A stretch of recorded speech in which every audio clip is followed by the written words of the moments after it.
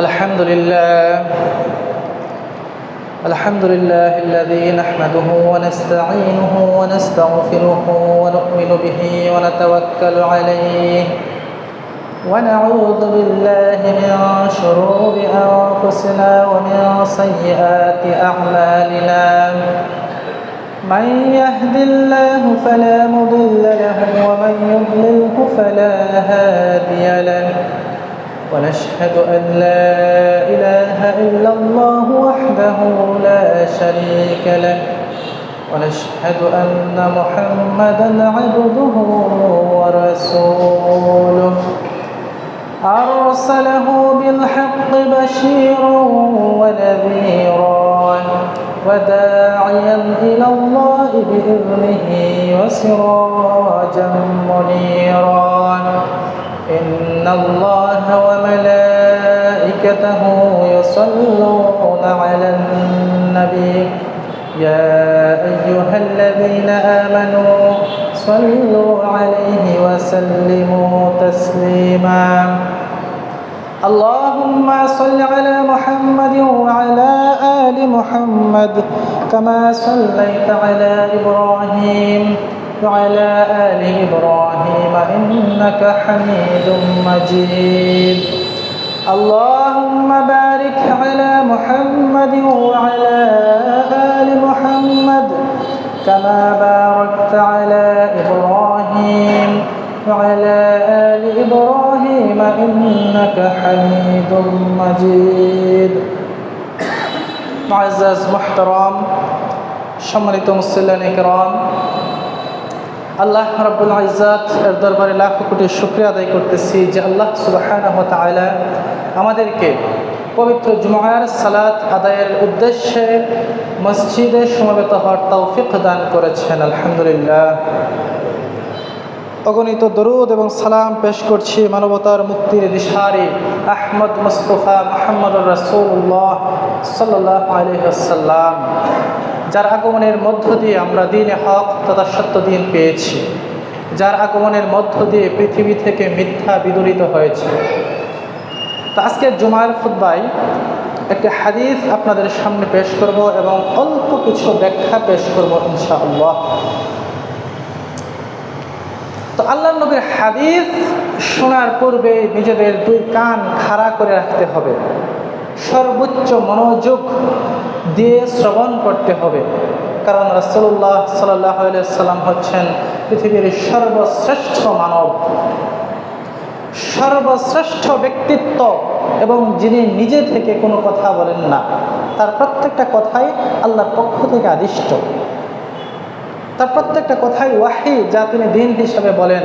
সুতরাং যখন কেউ বলবে আমি একটা হাদিস পড়তেছি, একটি হাদিস শোনাচ্ছি, তখন নিজের সর্বোচ্চ আকর্ষণ, নিজের সর্বোচ্চ ঝোঁক মনোযোগ দিয়ে তা শ্রবণ করতে হবে ইনশাআল্লাহ। তবে হাদিসটি পেশ করতেছি, হাদিসটি বুখারী মুসলিম সহ বিভিন্ন হাদিসের কিতাবে এসেছে, অত্যন্ত শিক্ষণীয় তাৎপর্যপূর্ণ একটি হাদিস। عن أبي عبد الرحمن عبد الله بن مسعود رضي الله عنه قال حدثنا رسول الله صلى الله عليه وسلم وهو الصادق والمصدوق। আব্দুল্লাহ ইবনে মাসউদ রাদিয়াল্লাহু তাআলা আনহু, তার নাম তো সবাই জানেন, অত্যন্ত জলিল কদর মর্যাদাপূর্ণ একজন সাহাবী।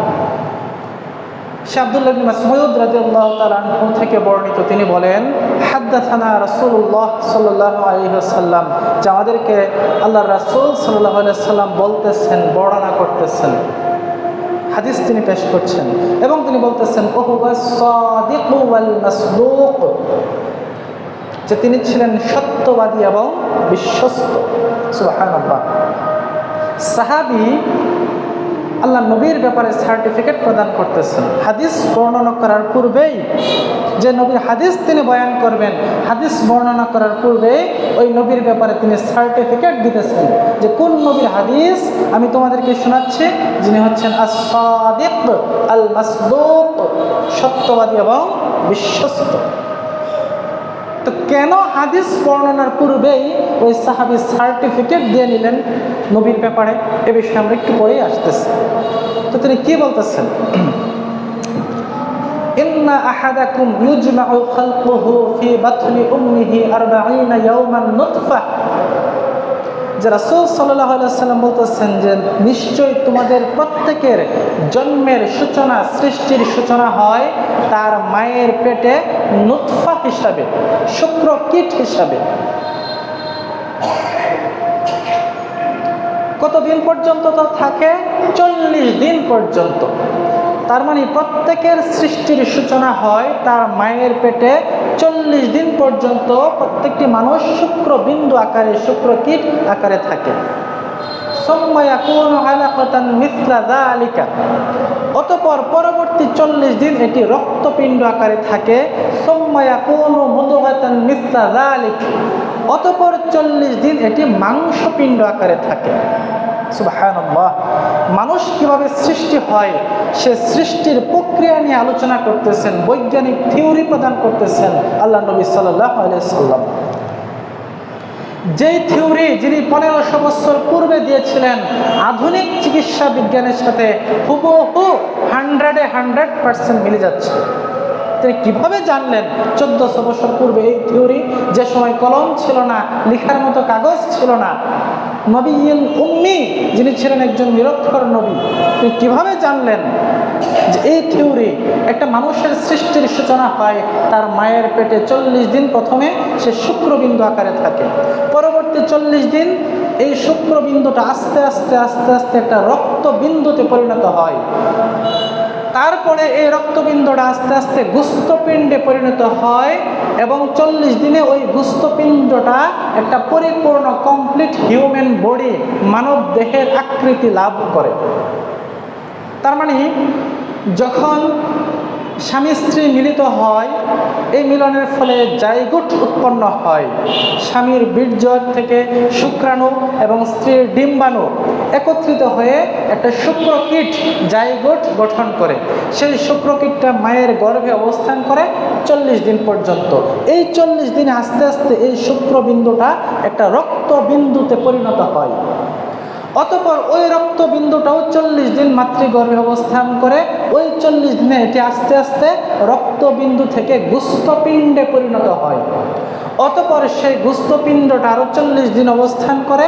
সেই 40 দিনে এই গুস্তপিণ্ডটা আস্তে আস্তে একটি পরিপূর্ণ মানব দেহে পরিণত হয়। এর মধ্যে চোখ হয়, নাক হয়, কান হয়, চেহারা হয়, হাত পা হয়, একটা পরিপূর্ণ মানব দেহ তৈরি হয়। ঠিক যেই তথ্যটা মুহাম্মদ রাসূলুল্লাহ 1400 বছর পূর্বে দিয়েছেন, ঠিক একই হুবহু একই থিওরি বর্তমান আধুনিক চিকিৎসা বিজ্ঞান দিচ্ছেন। তো তিনি কিভাবে জানলেন সেই 1400 বছর পূর্বে এই থিওরি, এই বৈজ্ঞানিক ফর্মুলা, এই বৈজ্ঞানিক থিওরি তিনি কিভাবে জানতে পারলেন? তিনি জানেছেন কার কাছ থেকে? আল্লাহ রাব্বুল আলামিনের কাছ থেকে। কোরআন নিজে সাক্ষ্য দিচ্ছে, ওমা ইয়ানতিকু আনিল হাওয়া ইন হুয়া ইল্লা ওয়াহয়ুন ইউহা, যে নবী মুহাম্মদ সাল্লাল্লাহু আলাইহি সাল্লাম নিজের প্রবৃত্তি থেকে, নিজের মনের খেয়াল খুশি মতে কোনো কিছুই বলেন না। তিনি যা কিছু বলেন সবই হচ্ছে কি আল্লাহর ওয়াহী, আল্লাহর পক্ষ থেকে আদিষ্ট হয়ে জেনেই তারপরে কি তিনি তা বলেন। তাহলে এই বৈজ্ঞানিক থিওরি তিনি জেনেছেন কার কাছ থেকে? আল্লাহ রাব্বুল আলামিনের কাছ থেকে, যার কারণে আধুনিক চিকিৎসা বিজ্ঞানের সাথে হুবহু মিলে যাচ্ছে। আর সাহাবী এজন্যই হাদিস বর্ণনা করার পূর্বেই রাসূলের ব্যাপারে এই সার্টিফিকেট দিয়ে নিচ্ছেন, ওয়া হুয়া সাদিকু ওয়াল মাসদুক, তিনি যা কিছু বলেন সবই সত্য, তিনি সত্যবাদী এবং বিশ্বস্ত, কারণ তিনি সব কিছু আল্লাহর পক্ষ থেকে জেনে শুনেই বলেন। এই হাদিস হচ্ছে হুজ্জাতুন নবুওয়াহ, নবুয়তের একটি সুস্পষ্ট হুজ্জাত তথা দলিল, প্রমাণ। তিনি যে আল্লাহর সত্য নবী, আল্লাহর পক্ষ থেকে ওয়াহিপ্রাপ্ত হয়ে তিনি নবুয়ত লাভ করেছেন, কথা বলেন, এই হাদিস হচ্ছে তার একটি উজ্জ্বল নিদর্শন। কোন মানুষের পক্ষে ওই যুগে 1500 বছর পূর্বে এই থিওরি, এই বৈজ্ঞানিক থিওরি জানার কোনো সুযোগই ছিল না। কোনো যন্ত্রপাতি ওই যুগে ছিল না যে কিভাবে মায়ের গর্ভে একটা শিশু সন্তান বড় হয়ে ওঠে। এটা ওই যুগে বোঝার মতো কোনো যন্ত্রপাতি, মেশিনারি বা সায়েন্স টেকনোলজি কিছুই ছিল না। সম্পূর্ণ জাগতিক প্রক্রিয়া ছাড়াই ঐশীভাবে ওয়াহির মাধ্যমে আল্লাহ নবী সেই তথ্য, সে গায়বী তথ্য আল্লাহর পক্ষ থেকে তিনি লাভ করেন। তার এই বাণী হচ্ছে তার নবুয়তের একটি সুস্পষ্ট প্রমাণ, হুজ্জাত, একটা দলিল। তো অতঃপর কি হয়, যখন একটা পরিপূর্ণ মানব দেহ গঠিত হয় তখন কি হয়, সুম্মা ইউরসালু ইলাইহিল মালাক, অতঃপর একজন ফেরেশতাকে পাঠানো হয় সেই মাতৃগর্ভে। আল্লাহু আকবার। চিন্তা করেছেন আল্লাহ তাআলা কি করেন, একজন ফেরেশতাকে সে মায়ের গর্ভে পাঠিয়ে দেন। ফায়ুনফাখু ফীহি রূহ, তিনি কি করেন, রূহ ফুঁকে দেন। এই ফেরেশতা আল্লাহর পক্ষ থেকে রূহ নিয়ে আসেন। এই যে মায়ের গর্ভে শিশু সন্তানটি আছে, এটা তো নিষ্প্রাণ, শুধু দেহ, এর ভিতরে রূহ নেই। ফায়ুনফাখু ফীহি রূহ, অতঃপর কি করেন ফেরেশতা, সে দেহের মধ্যে রূহ ফুঁকে দেন, জীবন্ত হয়, প্রাণের সঞ্চার হয়। ওয়া ইউমারু বিআরবাঈ কালিমাত, এবং সাথে সাথে তার তাকদীরে 4টা জিনিস লিখে দিয়ে যান। তাহলে এই ফেরেশতা কি করে, আসে, মাতৃগর্ভে চলে আসে, আসার পরে কি করে, রূহ প্রদান করে, এবং এই রূহ প্রদানের ফলে এই শিশু সন্তানটি জীবিত হয়ে ওঠে। এটি ছিল নিষ্প্রাণ, শুধুমাত্র রক্ত মাংসের গড়া একটি নিষ্প্রাণ দেহ, তার মধ্যে যখন রূহ প্রদান করেছেন ফেরেশতা, অতঃপর তার মধ্যে কি হয়েছে, প্রাণের সঞ্চার হয়েছে, এটি জীবিত হয়ে গেছে। তো আধুনিক চিকিৎসা বিজ্ঞান কিন্তু ঠিক এই তথ্যটাই দিচ্ছে যে 120 দিন, 40-40-40, 120 দিন পরে কি হয়, একটা শিশু পরিপূর্ণভাবে সে হার্টবিট লাভ করে, তখন মানে সে পরিপূর্ণ মানুষ, পরিপূর্ণ মানব হয়ে যায়। এবং 120 দিন পরে যদি কেউ এই ভ্রূণটাকে হত্যা করে, নষ্ট করে, সে কিন্তু সরাসরি মানব হত্যার দায়ে অভিযুক্ত হবে। ফতোয়া মনে রাখবেন, এই 120 দিন পরে ভ্রূণ সৃষ্টি হওয়ার 120 দিন পরে যদি কেউ নষ্ট করে এই ভ্রূণটাকে চিকিৎসার পদ্ধতিতে, তাহলে যেই পিতা, যেই মাতা, যে ডাক্তার, যে নার্স, যারা জড়িত এই নষ্ট করার কাজে, প্রত্যেকে মানব হত্যার দায়ে অভিযুক্ত। এদেরকে রাষ্ট্রীয় আইনে হত্যা করতে হবে। আল কতলু বিল কতল, হত্যার বিনিময়ে হত্যা। এই ফতোয়া অনুযায়ী এদের সবাইকে হত্যা করতে হবে, কারণ এরা প্রত্যেকে একটা জীবিত শিশুকে হত্যা করছে। আর এই 120 দিনের আগে যেহেতু সেটা পরিপূর্ণ মানুষ হয় না, এটা একটা নিষ্প্রাণ জড়বস্তু হিসেবে থাকে মায়ের পেটে, তো এই 120 দিন পূর্বে যদি কেউ ভ্রূণটাকে নষ্ট করে, তাহলে সে গুনাহগার হবে, কিন্তু এটা সরাসরি মানব হত্যা এটা বলা যাবে না। সে গুনাহগার, আল্লাহ প্রদত্ত একটা ভ্রূণ নষ্ট করলো কেন, সে গুনাহগার হবে, পাপী হবে, কিন্তু এটা সরাসরি মানব হত্যা এটা বলা যাবে না, এবং এর বিনিময়ে তাকে হত্যা করা যাবে না, অন্য কোনো শাস্তি দেওয়া যাবে, হত্যা করা যাবে না। কিন্তু 120 দিন পরে যদি সেটাকে নষ্ট করে ফেলে, তাহলে অবশ্যই এটা মানব হত্যা হিসেবে বিবেচিত হবে, এবং যারা এই হত্যাকাণ্ডের সাথে জড়িত প্রত্যেককে মৃত্যুদণ্ড দিতে হবে রাষ্ট্রীয় আইনে। কোনোভাবেই এটা জায়েজ নাই, মনে রাখবেন, নিজেদের জন্য এবং অন্য সবার ব্যাপারে, এই ব্যাপারে সেন্সিটিভ থাকতে হবে, সজাগ থাকতে হবে, যে যখন 120 দিন পরে পরিপূর্ণ হিউম্যান বডি তৈরি হয়ে যায় এবং ফেরেশতা রূহ ফুঁকে দেয়, তারপরে আর কিছুতে এটাকে নষ্ট করা, হত্যা করা জায়েজ নাই, এটা মানব হত্যার শামিল। তো সম্মানিত ভাইয়েরা, এই ফেরেশতা এসে কি করে, প্রথম কাজ হচ্ছে রূহ ফুঁকে দেয়। ফায়ানফুখু ফীহি রূহ, তো শুধু রূহ ফুঁকে দিয়ে কি ফেরেশতার কাজ শেষ? না, ফেরেশতার আরও একটি দায়িত্ব আছে, তাকদীর লিখে দিয়ে যায়। ওয়া ইউমারু বিআরবাঈ কালিমাত, 4টা জিনিস ফেরেশতা কি করে, ওই বান্দার ভাগ্যে লিখে দিয়ে যায়। সে 4টা জিনিস কি কি? বিকাতবি রিজকিহি আও রিজকিহি ওয়া আজলিহি ওয়া আমালিহি ওয়া শাকিয়্যিন আম সাঈদিন, 4টা জিনিস লিখে দিয়ে যায়। 1 নাম্বার জিনিস হচ্ছে রিজিক লিখে দিয়ে যায়। কি লিখে দিয়ে যায়? রিজিক। 2 নাম্বার জিনিস হচ্ছে আজাল, নির্দিষ্ট সময়সূচি, যে পৃথিবীতে সে কতদিন বাঁচবে, এই নির্দিষ্ট সময়কাল তার জন্য লিখে দিয়ে যায়। সে পৃথিবীতে কি জন্মের আগেই মৃত্যুবরণ করবে, ভূমিষ্ঠ হওয়ার আগেই, নাকি পৃথিবীতে আসার পরে সে বেঁচে থাকবে, সে কতদিন বাঁচবে, অর্থাৎ তার হায়াত লিখে দিয়ে যায়। আমাল, 3 নম্বর হচ্ছে তার আমল, সে কি আমল করবে পৃথিবীতে। আমি প্রত্যেকটার ব্যাখ্যা দিব ইনশাআল্লাহ সংক্ষিপ্ত আকারে। সে কি আমল করবে ওটা লিখে দিয়ে যায়। বা শাকিয়্যিন আম সাঈদিন, সে কি দুর্ভাগা হবে নাকি সৌভাগ্যের অধিকারী হবে, সেটা লিখে দিয়ে যায় ফেরেশতা। তাহলে ফেরেশতা কয়টা জিনিস তাকদীরে লিপিবদ্ধ করে দিয়ে যায়? 4টি জিনিস। 1 নাম্বার কি জিনিস দিয়ে যায়? রিজিক। চিন্তা করছেন আল্লাহ নবী কীভাবে হাদিস বর্ণনা করতেছেন? তার জন্মের আগে তার রিজিক নির্ধারিত হয়ে যায়। সে তো যখন মাতৃগর্ভ থেকে ভূমিষ্ঠ হয়ে পৃথিবীতে আসবে, ওইটাকেই তো আমরা জন্মগ্রহণ বলি।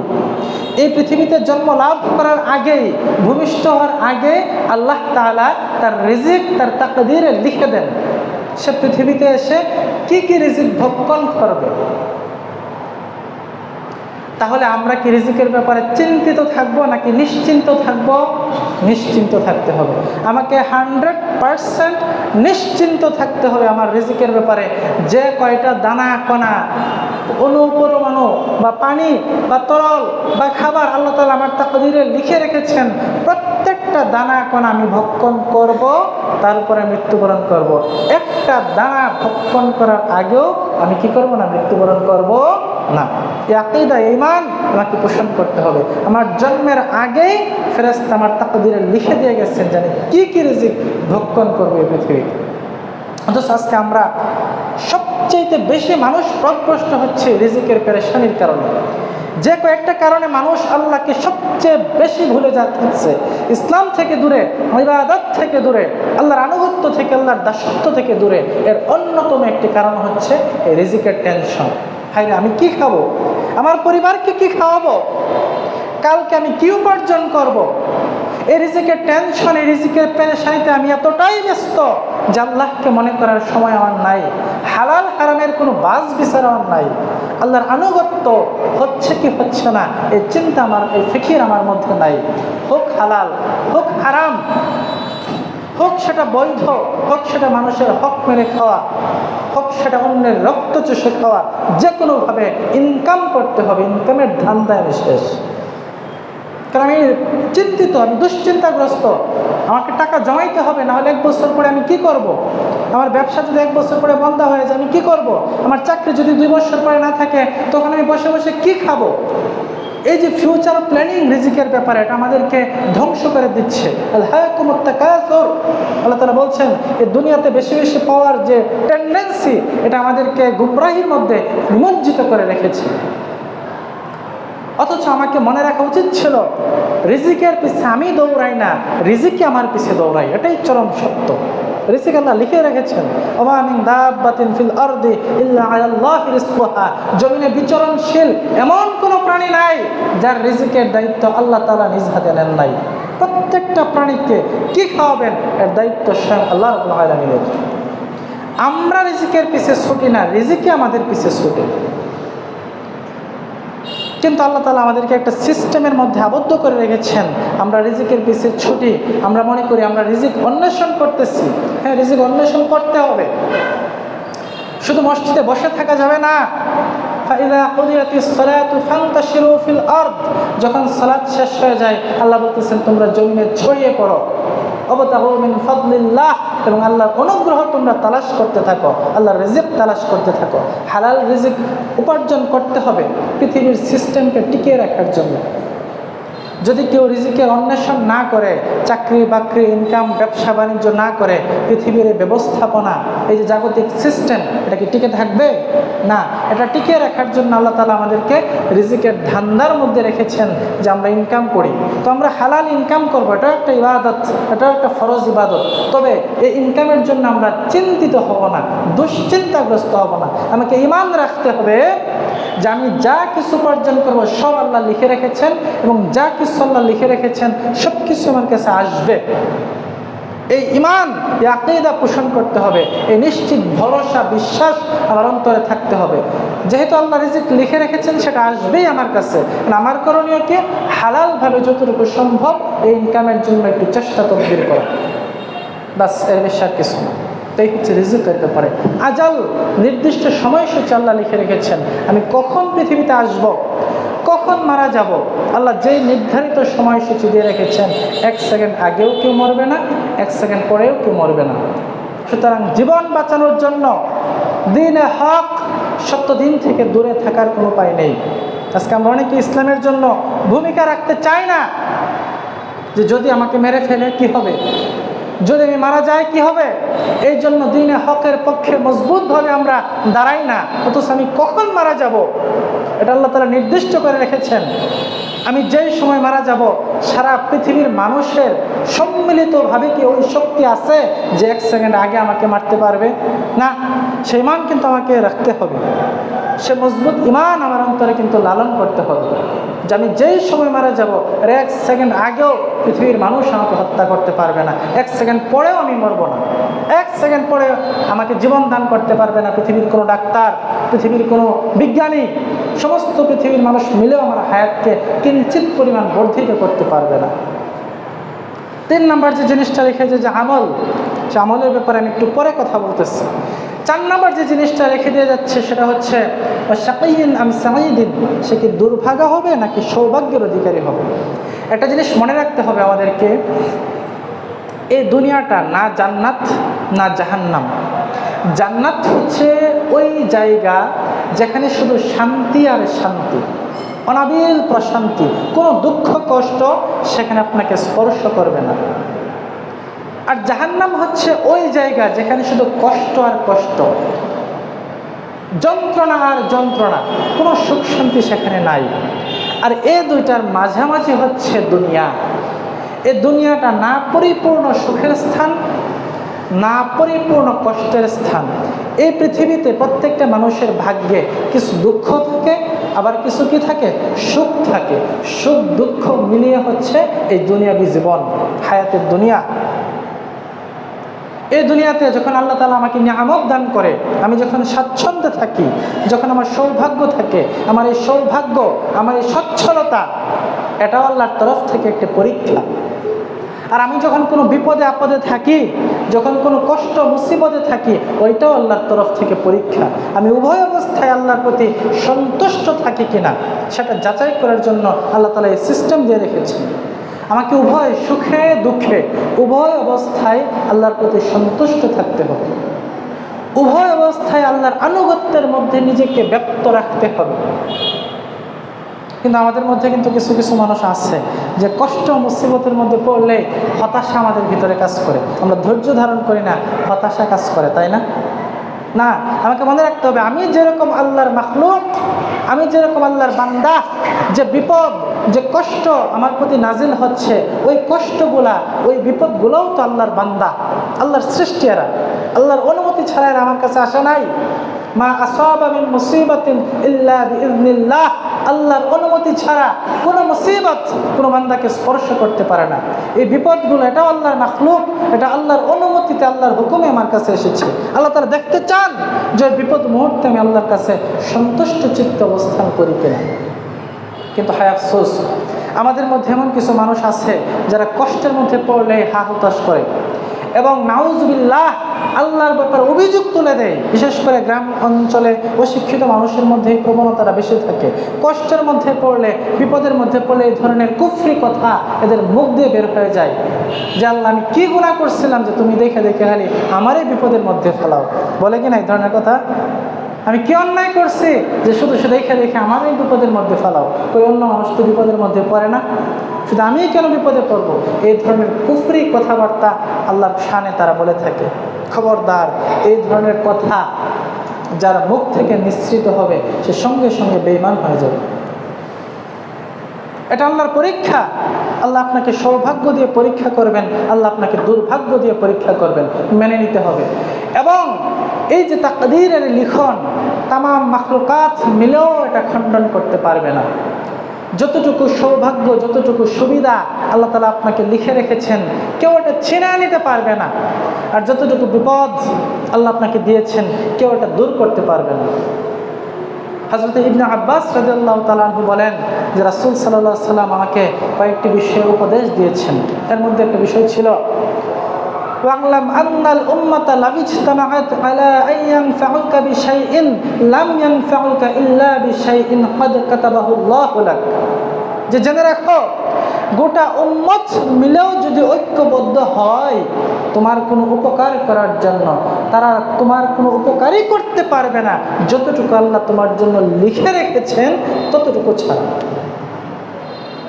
ওয়ালাবিজতামাউ আন্নাল উম্মাতা, আর যদি গোটা উম্মত ঐক্যবদ্ধ হয়ে যায় আলা আইয়ান দুররুকা বিশাইইন লাম ইয়াদুররুকা বিশাইইন কাদ কাতাবাহু আল্লাহু আলাইক, যে গোটা উম্মত মিলেও যদি ঐক্যবদ্ধ হয়ে যায় যে তোমার কিঞ্চিত পরিমাণ ক্ষতি তারা করবে, বিন্দুমাত্র ক্ষতি তারা তোমার করতে পারবে না, শুধু ততটুকু ছাড়া যতটুকু আল্লাহ তাআলা তোমার ভাগ্যে লিখে রেখেছেন। উপকার কে লিখে রেখেছেন? আল্লাহ। ক্ষতি কে লিখে রেখেছেন? আল্লাহ। এই ঈমান, এটা কিন্তু আমাদেরকে ধারণ করতে হবে অন্তরের মধ্যে। যদি এই বিশ্বাস না থাকে, যদি আমি মনে করতে থাকি যে না, উপকার এবং অপকারের মালিক একমাত্র আল্লাহ তাআলা না, মানুষ আমার কিছু অপকার করতে পারে, এমক ব্যক্তি এমক নেতা আমার কল্যাণ করে দিতে পারে, আমার অকল্যাণ করে দিতে পারে, সে আমাকে বিপদ থেকে বাঁচাইতে পারে, সে আমাকে কি বিপদে ফেলতে পারে, এই ধরনের আকীদা বিশ্বাস থাকলে এটা শিরকে আকবার, ঈমান নষ্ট হয়ে যাবে। কোনো ব্যক্তি যদি এই বিশ্বাস রাখে যে এমক দরবারের পীর সাহেব সে আমার ভাগ্যকে পরিবর্তন করে দিতে পারবে, ওই ব্যক্তি কি মুসলিম থাকবে? মুশরিক হয়ে যাবে। কেউ একটা বিপদে পড়ছে, আল্লাহর কাছে দৌড় না দিয়ে দৌড় মারছে কোনো একটা পীর বাবার দরবারে, গিয়ে বলতেছে, হে বাবা তুমি আমার এই দুর্ভাগ্য দূর করে দাও, কোনো ক্ষমতা আছে? হাদিসে তো আল্লাহ নবী শিক্ষা দিচ্ছেন গোটা উম্মত মিলেও কোনো উপকার করতে পারবে না, যতটুকু আল্লাহ তাআলা তাকদীরে লিখে রেখেছেন ঠিক ততটুকু ছাড়া। অথচ আমরা কি আমাদের মূল বিশ্বাস এখন আল্লাহর দিকে নাই, আমাদের মূল ঈমান এখন আল্লাহর দিকে নাই, মানুষের মূল ঈমান এখন শিরকের মধ্যে নিমজ্জিত। বিপদে পড়লে দরগায় দৌড় মারে, দরগার মধ্যে দৌড় মারে, এমক বাবার কাছে দৌড় মারে, গিয়ে তার কাছে সাহায্য চায়, তার কাছে বিপদ থেকে মুক্তি চায়। অথচ বিপদ দিয়েছেন কে?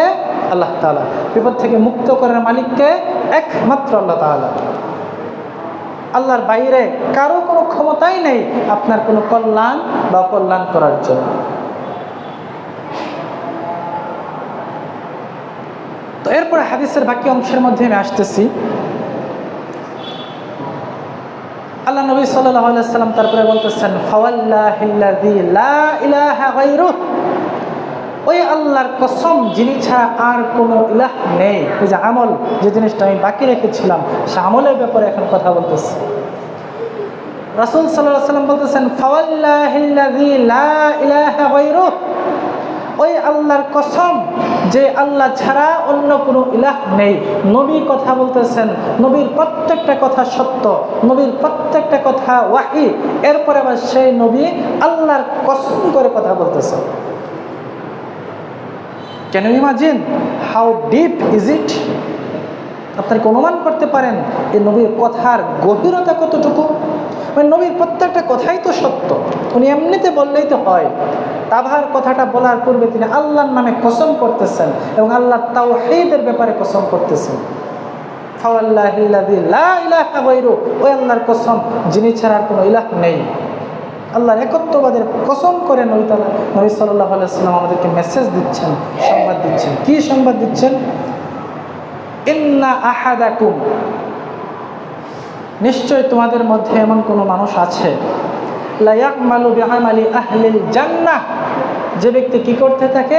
জান্নাতীদের মতো আমল করতে থাকে। আছেন আমাদের মধ্যে এই ধরনের মানুষ, অনেক নেককার, পরহেজগার, বুজুর্গানে দিন, প্রচুর ইবাদত করি, প্রচুর আমল করি, অনেক আমলদার ব্যক্তি। এই আমলদার ব্যক্তিদের ব্যাপারে আল্লাহ নবী সাল্লাল্লাহু আলাইহি সাল্লাম এই কথাগুলো বলতেছেন, ইন্না আহাদাকুম লা ইয়ামালু বিআমালি আহলিল জান্নাহ, তোমাদের মধ্যে এমন কোনো ব্যক্তি আছে, এমন কোনো মানুষ আছে যে ব্যক্তি কি করে? জান্নাতবাসীদের মতো আমল করতে থাকে। হাত্তা মা ইয়াকুনু বাইনাহু ওয়া বাইনাহা ইল্লা যিরা', এমনকি আমল করতে করতে সে এত দূর পৌঁছে যায় যে তার আর জান্নাতের মধ্যে শুধুমাত্র এক জিরাত পরিমাণ দূরত্ব অবশিষ্ট থাকে। এক হাত জিরা বলা হয়, এই যে আঙ্গুলের মাথা থেকে কোণে পর্যন্ত এক হাত পরিমাণ, এটাকে বলা হয় জিরা। তাহলে কিছু কিছু নেককার মানুষ আছে আমাদের মধ্যে যে নেক কাজ করতে জান্নাতের এত নিকটবর্তী হয়ে যায় যে তার আর জান্নাতের মধ্যে পার্থক্য থাকে শুধুমাত্র কতটুকু? এক হাত পরিমাণ।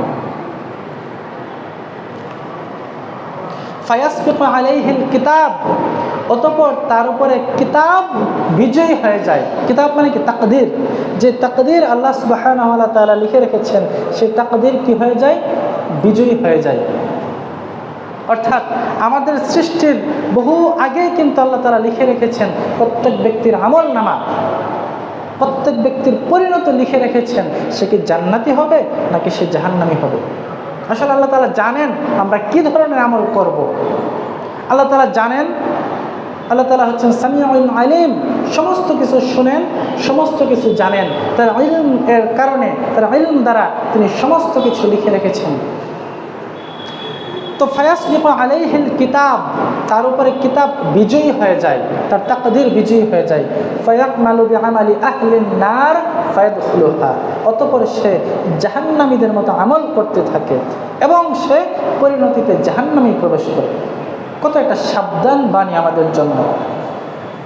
আমি আবারও বলতেছি যে আল্লাহ নবী সাল্লাল্লাহু আলাইহি ওয়াসাল্লাম বলতেছেন যে নিশ্চয় তোমাদের মধ্যে এমন কিছু মানুষ আছে যারা দেখবে অনেক আমল করতেছে, অনেক ইবাদত করতেছে, আমল ইবাদত করতে করতে প্রচুর কোরআন তেলাওয়াত, প্রচুর তাহাজ্জুদ, জিকির, আজকার, তাসবিহ, তাহলিল, দরুদ, ইস্তেগফার, কোরআন তেলাওয়াত, দাওয়াতি কাজ, এই ধরনের বিভিন্ন আমল, যে আমলগুলো দ্বারা জান্নাতে যাওয়া সম্ভব, যে আমলগুলো দ্বারা মানুষ আল্লাহকে সন্তুষ্ট করে থাকে, ওই ধরনের আমল করতেছে। করতে করতে এত বেশি করে যে সে জান্নাতের কাছাকাছি চলে যায়। তার আর জান্নাতের মধ্যে শুধুমাত্র পার্থক্য থাকে কি? এক হাত পরিমাণ। এবং ওই অবস্থায় সে আবার পথভ্রষ্ট হয়ে যায়। হয় কিন্তু মানুষ বিভিন্ন কারণে পথভ্রষ্ট হয়। অহংকারের কারণে পথভ্রষ্ট হইতে পারে। যখন মানুষ নেক কাজ করে তখন একটা পর্যায়ে তার ভিতরে কিন্তু অহংকার প্রবেশ করতে পারে যে আরে আমি তো এত বেশি নেক কাজ করতেছি, আমি তো জান্নাতি হয়েই যাব। শয়তান তখন নেক স্রোতে তাকে ধোঁকা দেয়। শয়তান যখন সরাসরি দাওয়াত দিয়ে, সরাসরি ওয়াসওয়াসা দিয়ে একটা মানুষকে ডিরেক্ট গুনার কাজের দিকে না নিয়ে আসতে পারে, তখন তাকে নেক্সট স্রোতে ধোঁকা দেয়। আপনি আমলদার ব্যক্তি, শয়তান যখন ইনভাইট করবে আপনাকে চুরি করাতে, আপনাকে ডাকাতি করাতে, আপনাকে জেনা করাইতে, বিভিন্ন খারাপ কাজ আপনাকে দিয়ে করাইতে, সে যখন ব্যর্থ হবে, পারবে না, তখন সে নেক্সট স্রোতে আপনাকে ধোঁকা দেবে। তখন আপনার মাঝে মনে হবে, আপনার মাঝে মনে হতে পারে আমি তো অনেক আমলের অধিকারী, আমি তো জান্নাতি হয়েই গেছি, আমার আমল তো আমাকে জান্নাতে নিয়েই যাবে। এই অহংকার মনের ভিতরে চলে আসে এবং চলে আসার পরে এই অহংকার হচ্ছে পতনের মূল। শয়তান এই অহংকারের কারণে কিন্তু কি হয়েছিল? লায়নত প্রাপ্ত হয়েছিল। এই অহংকার করে কিন্তু শয়তান ধ্বংস হয়েছিল। শয়তান নিজেও ছিল অনেক বড় আবেদ, এগুলো আপনারা জানেন সে কাহিনী। মুআল্লিমুল মালায়েকা, ফেরেশতাদের সর্দার ছিল, ফেরেশতাদের মধ্যে তার উচ্চ মাকাম ছিল। কিন্তু যখন আদমকে সিজদা দেওয়ার কথা বলল, সে কী করলো? অহংকার প্রদর্শন করলো এবং আদমকে সিজদা করলো না। ওই অহংকারের কারণে তার পতন হয়ে গেছে। তদ্রূপভাবে ওই শয়তানের অনুসারী কিছু মানুষ, ওই শয়তানের কিছু অনুসরণ আমাদের ভিতরে চলে আসে যে আমরা আমল করতে করতে এমন একটা পর্যায়ে চলে যাই, আমাদের ভিতরে তখন অহংকার সৃষ্টি হয়ে যায় যে হে আল্লাহ, আমি তো অনেক বেশি আমল করে ফেলছি, আমি তো জান্নাতি হয়ে গেছি, এবং অন্য বান্দাকে আমরা হেয় দৃষ্টিতে দেখতে থাকি। তাহলে ওই অবস্থায় একটা মানুষ কি হয়ে যাবে? পথভ্রষ্ট হয়ে যায়, গুমরা হয়ে যায়, এবং সে জাহান্নামীর মতো আমল করতে থাকে। ফায়ামালু বিআমালি আহলিন নার, সে জাহান্নামীর মতো আমল করতে থাকে। হঠাৎ দেখবেন এক সময় একটা ছাত্র মাদ্রাসায় পড়তো, খুব সুন্দর কোরআন তেলাওয়াত করতো, ওয়াজ নসিহত করে বেড়াতো, হঠাৎ করে সে ক্লিন শেভ করে ফেলছে, দাড়ি কামিয়ে ফেলেছে। সে তারপরে ধূমপান করতেছে, স্মোকিং করতেছে, সে গাঁজা খাইতেছে, নেশা করতেছে, বিভিন্ন অপকর্মে লিপ্ত হয়ে গেছে। মানুষ বলতে থাকে আরে কয়েকদিন আগ পর্যন্ত তো এই ছেলেটা ভালো ছিল, এই মানুষটা ভালো ছিল, আজকে কি হয়ে গেল তার? এভাবে সে পথভ্রষ্ট হয়ে গেছে। অসংখ্য উদাহরণ কিন্তু আমাদের চোখের সামনে আছে। স্বয়ং সাহাবীদের মধ্যে আল্লাহর নবীর ইন্তেকালের পর অনেকে মুরতাদ হয়ে গিয়েছিল। মানে সাহাবী, এর চাইতে তো মর্যাদার আর কোনো স্তর আমাদের জন্য নাই। নবীদের পরে সর্বোচ্চ মর্যাদার স্থান সাহাবী। আল্লাহর নবীর ইন্তেকালের পর অনেক সাহাবী পর্যন্ত মুরতাদ হয়ে গেছে, তারা ইসলাম থেকে খারিজ হয়ে গেছে। ভণ্ড নবীর প্রতিমান আছে, মুসাইলামাতুল কাজ্জাবের প্রতিমান আছে, এই ধরনের ইতিহাসও পাওয়া যায়। তো আল্লাহর নবীর এই যে হুঁশিয়ারি, এটা আমাদের জন্য সাবধানের জন্য তিনি হুঁশিয়ারি করেছেন। আমাদেরকে সর্বদা সচেতন থাকতে হবে যে আমি যে ইবাদত করতেছি, আমল করতেছি, না জানি আমার অজান্তে শয়তান কোন অবস্থায় আমার ভিতরে অহংকার প্রবেশ করিয়ে দেয়, আমার ভিতরে না জানি এই ধরনের চিন্তা চলে আসে, যারা আমার তো অনেক আমল হয়ে গেছে। যেই মুহূর্তে এই ধরনের অহংবোধ আমার আপনার ভিতরে চলে আসবে, মনে করতে হবে যে ওই হাদিসটার কথা স্মরণ করতে হবে যে আল্লাহ নবী বলছেন জান্নাতের এক হাত কাছে গিয়ে ওই ব্যক্তি কী হয়ে গেছে, জাহান্নামী হয়ে গেছে। সে অহংকার বোধ থেকে নিজেকে বাঁচিয়ে রাখতে হবে। সব সময় নিজের মধ্যে মুজাহাদা, এই সজাগ, এই সচেতন মানসিকতা সৃষ্টি করে রাখতে হবে যে কোনো অবস্থাতেই যেন আমি কী হয়ে না যাই, অহংকারী হয়ে না যাই। আমলের অহংকার, আমলের তাকাব্বুর আমার আপনার মধ্যে চলে না আসে। যদি চলে আসে শেষ, ওইখান থেকে আমার ডাউন, পতন শুরু। বিপরীতে আবার আল্লাহ নবী সাল্লাল্লাহু আলাইহি ওয়াসাল্লাম বলতেছেন ওয়া ইন্না আহাদাকুম লা ইয়ামালু বিআমালি আহলিন নার, তোমাদের মধ্যে এমন কিছু কিছু মানুষ আছে যারা জাহান্নামীদের মতো আমল করতে থাকে, অত্যন্ত গুনাহগার। সে সুদ খায়, সে ঘুষ খায়, সে জেনা ব্যভিচার করে, সে মিথ্যা কথা বলে, সে স্মোকিং করে, এই ধরনের বিভিন্ন গুনাহের মধ্যে ওই ব্যক্তিটা নিমজ্জিত। হাত্তা মা ইয়াকুনু বাইনাহু ওয়া বাইনাহা ইল্লা যিরা', এমনকি তার মধ্যে আর জাহান্নামের মধ্যে এক হাত পরিমাণ তফাৎ থাকে। মানে সে গুনাহ করতে করতে করতে করতে এত দূর চলে যায়, জাহান্নামে কাছাকাছি চলে যায়, তার আর জাহান্নামের মধ্যে এক হাত দূরত্ব বৈশিষ্ট্য থাকে। কি চমৎকার চমৎকার উপমা আল্লাহ নবী সাল্লাল্লাহু আলাইহি ওয়াসাল্লাম দিচ্ছেন। তো ওই অবস্থায় কি হয়, ফায়াসবিকু আলাইহিল কিতাব, ওই যে আল্লাহ তাআলা যে তাকদীর, যে কিতাব লিখে রেখেছেন, ওইটা তার উপর বিজয়ী হয়ে যায়। ফায়ামালু বিআমালি আহলিল জান্নাহ ফায়াদখুলুহা, অতঃপর সে জান্নাতীদের মতো আমল করতে থাকে এবং জান্নাতে প্রবেশ করে। সুবহানাল্লাহ। তার মানে একজন গুনাহগার ব্যক্তি, আমরা দেখে থাকি সমাজের অনেক গুনাহগার ব্যক্তি নিয়মিত বিভিন্ন পাপাচারে তারা লিপ্ত, মিথ্যা কথা বলতেছে, জুয়া খেলতেছে, ইফটিজিং করতেছে, স্মোকিং করতেছে, প্রতিবেশীকে কষ্ট দিচ্ছে, এরকম বিভিন্ন গুনায় জর্জরিত ব্যক্তিকে আমরা দেখতে পারি। কিন্তু জীবনের একটা পর্যায়ে গিয়ে তার মধ্যে অনুশোচনা তৈরি হয়ে যায় যে হে আল্লাহ, আমি কি করলাম, আমার সারা জীবন আমি কোথায় কাটাইলাম, কিভাবে কাটানো দরকার ছিল আর কিভাবে আমি কাটাচ্ছি। এই একটা অনুশোচনা বোধ, একটা আত্মদহন তার ভিতরে সৃষ্টি হয়ে যায় এবং সে তাওবার রাস্তা ধরে, সে আল্লাহর দিকে প্রত্যাবর্তন করে, সে আল্লাহর কাছে ক্ষমা চায় এবং তার জীবনটাকে সে ঘুরিয়ে দেয়, সে নেক কাজ করা শুরু করে দেয়, সে জান্নাতীদের মতো আমল করা শুরু করে দেয় এবং তার তাওবার বদৌলতে আল্লাহ তাআলা তার অতীত জিন্দেগীর সমস্ত গুনাহগুলোকে ক্ষমা করে দেয় এবং সে কি হয়ে যায়, জান্নাতি হয়ে যায়। সুবহানাল্লাহ। তাওবা এমন জিনিস যে তাওবা আপনার গোটা জিন্দেগীর সমস্ত গুনাহগুলোকে মোচন করে দিতে সক্ষম। তাওবার প্রাবল্য এমন জিনিস যে কোনো ব্যক্তি যদি এত পরিমাণে তাওবা করতে থাকে, একটা পর্যায়ে অতীত জীবনের গুনাহগুলো তো শুধু মোচন হয়, শুধু মোচনই হয় না, তার গুনাহগুলো নেকিতে পরিবর্তন হয়ে যায়। সুবহানাল্লাহ। তাওবা কি জিনিস? শুধু ইস্তেগফার করার নাম তাওবা? শুধু আমি আস্তাগফিরুল্লাহ বলে ফেললাম, এটার নাম তাওবা? না, এটার নাম তাওবা না। অনেকে আমরা মনে করি যে শুধু আমি বসে বসে আস্তাগফিরুল্লাহ পড়লাম, আমার তাওবা হয়ে গেছে। তাওবা শব্দের অর্থ আস্তাগফিরুল্লাহ পড়া না। তাওবা শব্দের অর্থ হচ্ছে প্রত্যাবর্তন করা, ফিরে আসা। আপনাকে অবশ্যই আল্লাহর রাস্তায় ফিরে আসতে হবে। আমি একটা প্র্যাকটিক্যাল উদাহরণ দিই। যেমন আপনারা বিশ্ব রোড তো সবাই চেনেন, তাই না? ব্রাহ্মণবাড়িয়া বিশ্ব রোড সবাই চেনেন। বিশ্ব রোড থেকে কিন্তু একটা রাস্তা গেছে ঢাকার দিকে, আর একটা রাস্তা গেছে সিলেটের দিকে। একটা রাস্তা কোথায় গেছে? ঢাকার দিকে, আর একটা রাস্তা কোথায় গেছে? সিলেটের দিকে। দুইটা কিন্তু দুই রাস্তা। আপনি যাবেন ঢাকা, কোথায় যাবেন? ঢাকা যাবেন, কিন্তু ঘটনাক্রমে ভুল করে বা যে করে হোক আপনি সিলেটের বাসে উঠে গেছেন। আপনি যাবেন ঢাকা, উঠে গেছেন সিলেটের বাসে। তো কিছুক্ষণ যাইতে যাইতে ধরেন হবিগঞ্জ বা শায়েস্তাগঞ্জ বা চুনারুঘাট আপনি চলে গেলেন। যাওয়ার পরে আপনার হুশ ফিরল, যারে আমি তো ভুল পথে চলে আসছি, আমি তো সিলেটের বাসে এসে পড়ছি, আমার তো যাওয়ার কথা ঢাকার বাসে। এখন আপনি কি করছেন? বসে বসে আস্তাগফিরুল্লাহ পড়তেছেন। আপনি যদি সারা জীবনও আস্তাগফিরুল্লাহ পড়েন, ঢাকা কি আপনি যাইতে পারবেন? না, কিছুতেই কি যাওয়া সম্ভব না। তাহলে আপনাকে কি করতে হবে? আপনার এই ভুলটাকে বুঝতে হবে। আপনি যে ভুল বাসে উঠছেন, এই জিনিসটা প্রথমে ফিল করতে হবে, বুঝতে হবে। বোঝার পরে কি করতে হবে? বাস থেকে নেমে যেতে হবে, গিয়ে আবার ঢাকার বাস ধরতে হবে। তাইলে আপনি ঢাকা পৌঁছতে পারবেন। বাস থেকে নামছেন না, সারা জীবন আস্তাগফিরুল্লাহ পড়লে কি যেতে পারবেন? ঢাকা পৌঁছাতে পারবেন না, ঢাকা কিন্তু পৌঁছাতে পারবেন না।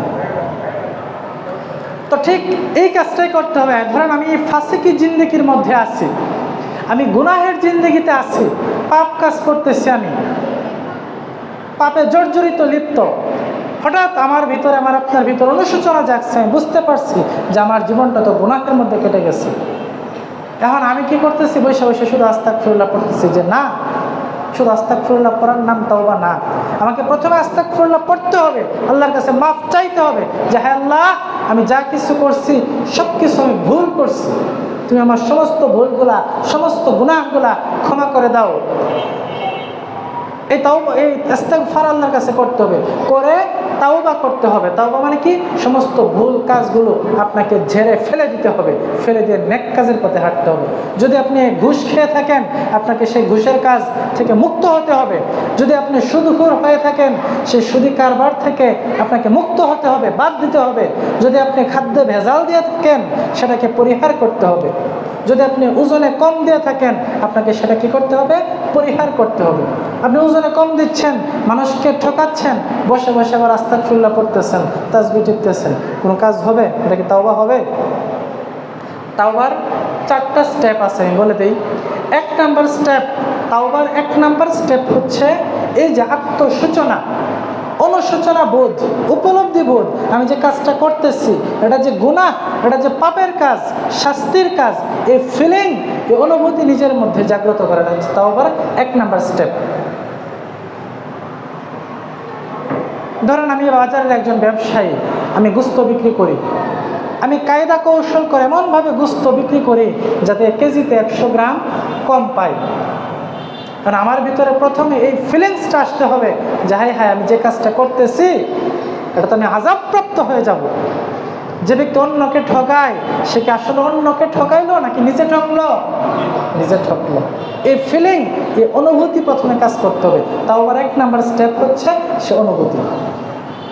2 নাম্বার স্টেপ হচ্ছে আল্লাহর কাছে ক্ষমা প্রার্থনা করা, ইস্তেগফার করা। যে আল্লাহর কাছে কেঁদে কেটে বলবেন, হ্যাঁ আল্লাহ, আমি তো অন্যায় করেই ফেলেছি, আমি তো অন্যায় করেই ফেলেছি, গুনাহ করেই ফেলেছি, তুমি আমাকে মাফ করে দাও। তাহলে তাওবার 2 নাম্বার স্টেপ হচ্ছে আল্লাহর কাছে ইস্তেগফার করা। 3 নাম্বার স্টেপ হচ্ছে ওই গুনার কাজটা ছেড়ে দেওয়া, এমন শক্ত ওয়াদা করা, প্রতিজ্ঞা করা, আমি আর জীবনে এই গুনার কাজ করব না। আমি যদি সুদখোর হয়ে থাকি, আর জীবনে সুদ খাবো না। ঘুষখোর হয়ে থাকলে আর জীবনে ঘুষ খাবো না। আমি মিথ্যুক হয়ে থাকলে আমি আর জীবনে মিথ্যা কথা বলবো না। আমি যদি প্রতারক হয়ে থাকি, জীবনের প্রতারণা করব না। এই মজবুত সংকল্প আমার নিজেকে নিতে হবে।